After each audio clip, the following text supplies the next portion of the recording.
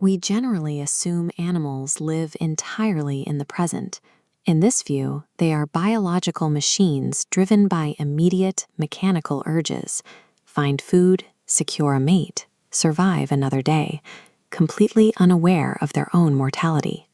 But across the natural world, creatures sometimes break from their normal routines to behave in strange, highly specific ways just before they die.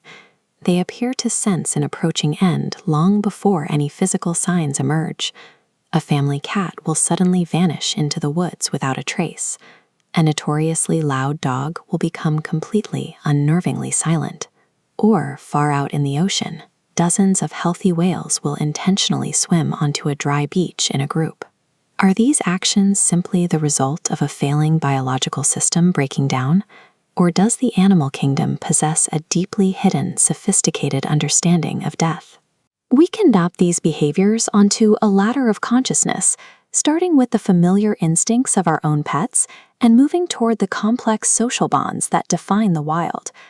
At the base of the ladder are the animals in our own homes.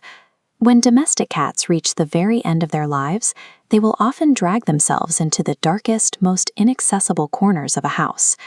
Dogs will frequently withdraw from the family pack, finding an isolated spot and going entirely silent. We often interpret this through a human lens, believing our pets isolate themselves to spare us the emotional pain of watching them pass away. However, the evolutionary logic is more pragmatic. Physical weakness makes an animal a target. In the wild, the only reliable defense a compromised creature has left is complete concealment.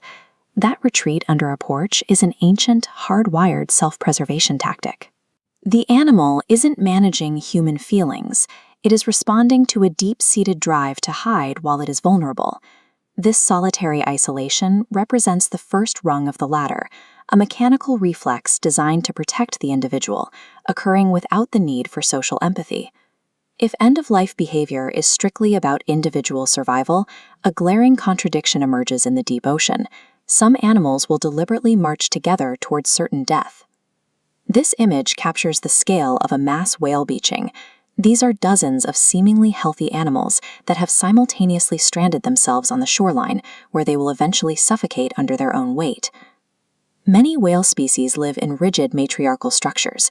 The entire group's navigation and survival rely entirely on following the cues of a single experienced elder female. When that matriarch becomes terminally ill, she may grow too weak to surface for air. To avoid drowning, her instinct drives her towards the safety of shallow waters.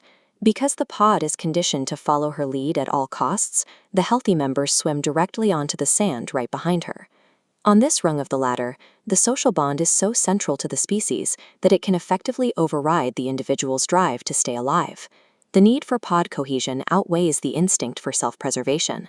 These mass beachings demonstrate that for highly social creatures, the group's structural cohesion is a more powerful biological force than the individual's life. To reach the peak of evolutionary complexity, we must look at what happens after the moment of death among the most intelligent species on Earth. Observe the expressions in this troop. When a member of their group dies, chimpanzees do not simply move on.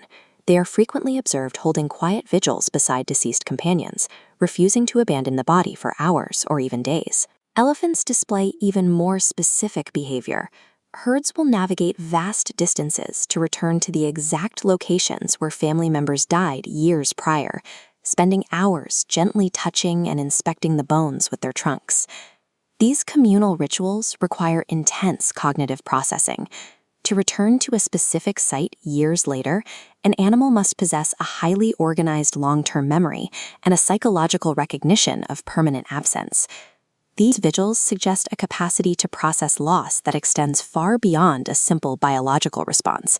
It indicates that some species don't just react to death, they register it. The journey up this ladder, from a cat hiding under a floorboard to an elephant standing over family bones, reveals a clear progression in how the natural world processes the end of life.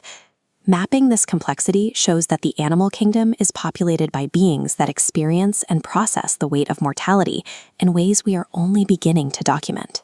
When we study what an animal does on its final day, the dividing line between human emotional intelligence and animal instinct becomes remarkably thin.